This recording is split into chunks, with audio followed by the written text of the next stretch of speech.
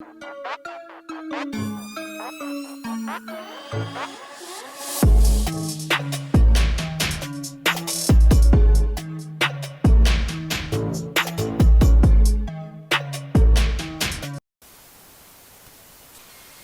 Bharat live देख रहे हैं आप।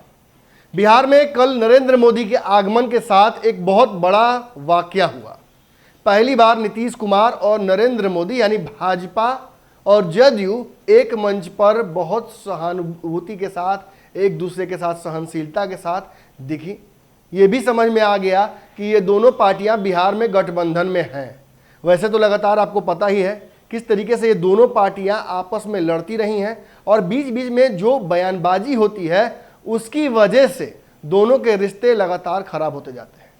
अब जब नरेंद्र मोदी खुद बिहार आए और उन्होंने नीतीश कुमार की बड़ाई भी अपने से की, नीतीश कुमार ने भी उनके स्वागत में कोई कमी नहीं की, तो ऐसा लगता है कि हो सकता है रिश्ते दोनों के सुधर जाए। लेकिन कल मैंने आपको एक खबर बताई थी, मैंने बताया था आपको कि प्रधानमंत्री के आने से पहले ही बिहार में एक नया राग छेड़ने लगी थी जदयू के साथ साथ इस राग में साथ देने लगे थे राजद के लोग। दोनों पार्टियां बिहार में कल धीरे से पर्दे के पीछे एक बड़ा खेल कर रही थी। प्रधानमंत्री के बिहार आने के साथ उन्होंने जो पिछली बार बिहार आए हैं कई बार, उसमें जो वादा किए गए थे उनके द्वारा उस वादों के वादा खिलाफी का पर्दाफाश किया गया।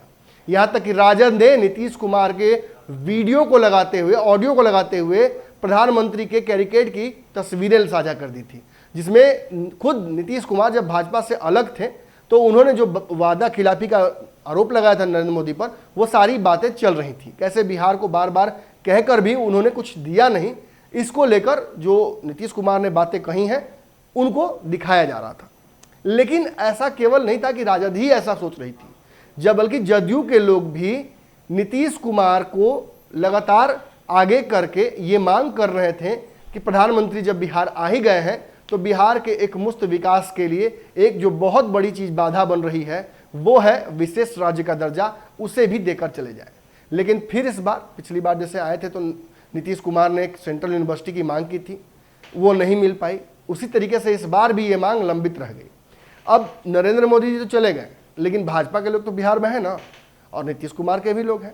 आज नीतीश कुमार के बहुत करीबी माने वाले जाने वाले श्रवण कुमार ने, जो कि मंत्री भी हैं कैबिनेट के, उन्होंने दो मुद्दों पर केंद्र सरकार को घेर लिया है और अपने सहयोगी भाजपा के बड़े नेता नरेंद्र मोदी पर भी आरोप लगा दिए।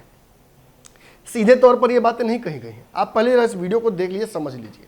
नहीं, जनसंख्या नियंत्रण पर बात होनी चाहिए, लेकिन हमारे बिहार के मुख्यमंत्री श्री नीतीश कुमार जी ने पहले से कहा है कि जनसंख्या नियंत्रण का तभी होगा जब हमारी बेटियां पढ़ेगी, जब हमारी लड़कियां पढ़ेगी, और जब हमारी बेटियां पढ़ेगी तो निश्चित रूप से जनसंख्या नियंत्रण पर हम काबू पाए जाएंगे और जनसंख्या नियंत्रण पर बिल्कुल हम ठीक ठाक हो जाएंगे।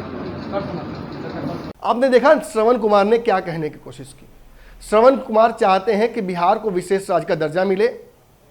ये मांग चूंकि काफी दिनों से लंबित है और इस मांग को पूरा केवल प्रधानमंत्री खुद कर सकते हैं, इसलिए ये मामला बार बार जदयू और भाजपा के बीच लड़ाई का कारण बन जाते हैं।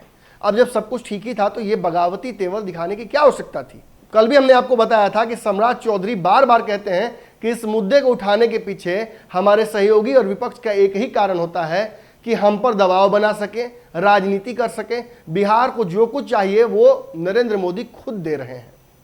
अब जहां एक तरफ ये बातें चल रही हैं, वहीं जदयू की तरफ से जनसंख्या नियंत्रण को पर जो कानून बनाने की बात चल रही है भाजपा की तरफ से, जिसकी बार बार चर्चा हो रही है, क्योंकि आज भी सर्वे का एक रिपोर्ट आया है जिसमें कहा जा रहा है कि 2024 तक चीन की जनसंख्या को हम पार कर जाएंगे।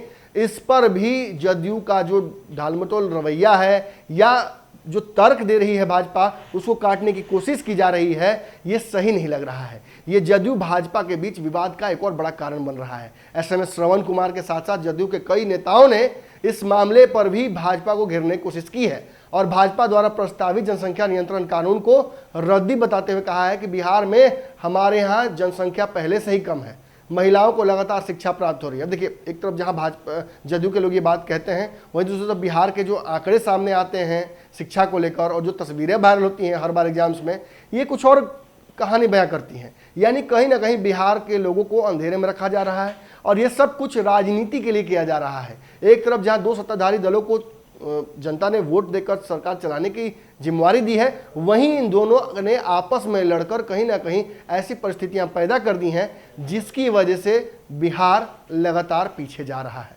और इन दोनों की लड़ाई तो रोज ही एक नया चैप्टर बिहार की राजनीति में जोड़ रही है। अगर ये वीडियो पसंद आई और वह बिहार के राजनीति और बिहारियत से सरोकार रखेनी तो सब्सक्राइब बटन दबा के चैनल के सब्सक्राइब कर ली। ओजे एगो घंटी बा, ओकरा बटन दबा देला से कुल सटीक और मारक खबर रुआ मुफ्त में मिल जाई।